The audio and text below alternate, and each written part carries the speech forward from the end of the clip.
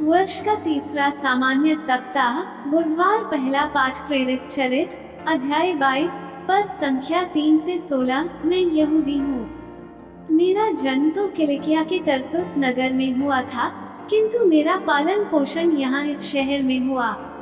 Gamaliel के चरणों में बैठकर मुझे पूर्वजों की संहिता की कट्टर व्याख्या के अनुसार शिक्षा दीक्षा मिली।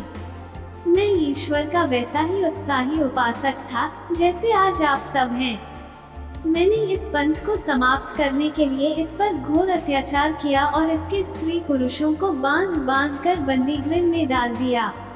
प्रधान याजक तथा समस्त महासभा मेरी इस बात के साक्षी हैं। उन्हीं से पत्र लेकर मैं दमिश्क के भाइयों के पास जा रहा था, जिससे वहाँ के लोगों को भी बांध कर यरूशलेम ले आऊं और दंड दिलाऊं। जब मैं यात्रा करते करते दमिश्क के पास पहुंचा, तो दोपहर के लगभग एकाएक आकाश से एक प्रचंड ज्योति मेरे चारों ओर चमक उठी। मैं भूमि पर गिर पड़ा और मुझे एक वाणी यह कहते हुए सुनाई दी, साउल, साउल, तुम मुझ पर क्यों अत्याचार करते हो? मैंने उत्तर दिया, प्रभु, आप कौन हैं? उन्होंने मुझसे कहा, मैं ईसा नाज़री हूँ, जिस पर तुम अत्याचार करते हो। मेरे साथियों ने ज्योति तो देखी, किंतु मुझसे बात करने वाले की आवाज नहीं सुनी। मैंने कहा, प्रभु, मुझे क्या करना चाहिए? प्रभु ने उत्तर दिया, उठो और दमिश्क जाओ। तुम्हें जो कुछ करना है वो सब तुम्हें वहाँ बताया जाएगा। उस ज्योति के तेज के कारण मैं देखने में असमर्थ हो गया था, इसलिए मेरे साथी मुझे हाथ पकड़कर ले चले और इस प्रकार मैं दमिश्क पहुँचा। वहाँ अनानियास नामक सज्जन मुझसे मिलने आए। वे संहिता पर चलने वाले भक्त और वहाँ रहने वाले यहूदियों में प्रतिष्ठित थे। उन्होंने मेरे पास खड़ा होकर कहा, भाई साउल, दृष्टि प्राप्त कीजिए। उसी क्षण मेरी आंखों की ज्योति लौट आई और मैंने उन्हें देखा।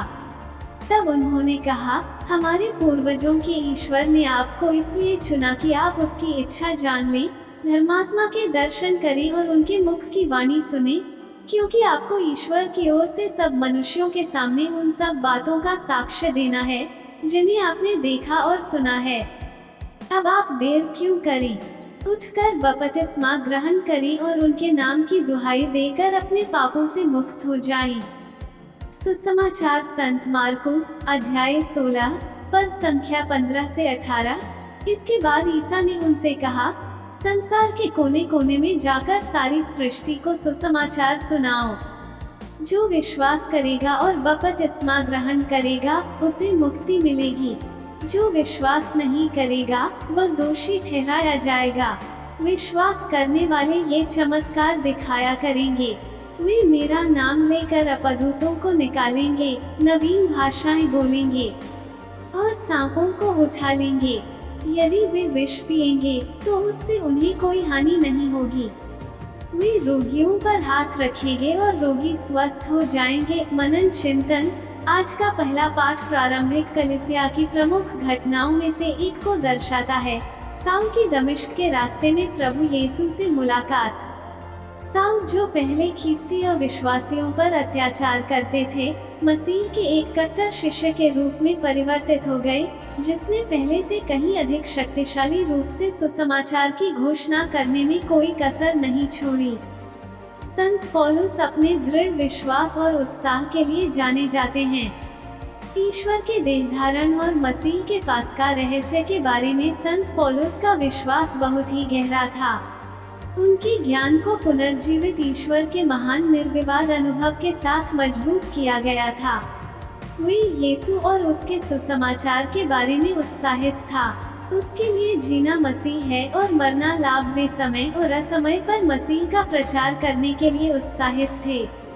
वे राजाओं और राज्यपालों के सामने भी मसीह की घोषणा करने और मसीह के लिए मरने में निडर थे।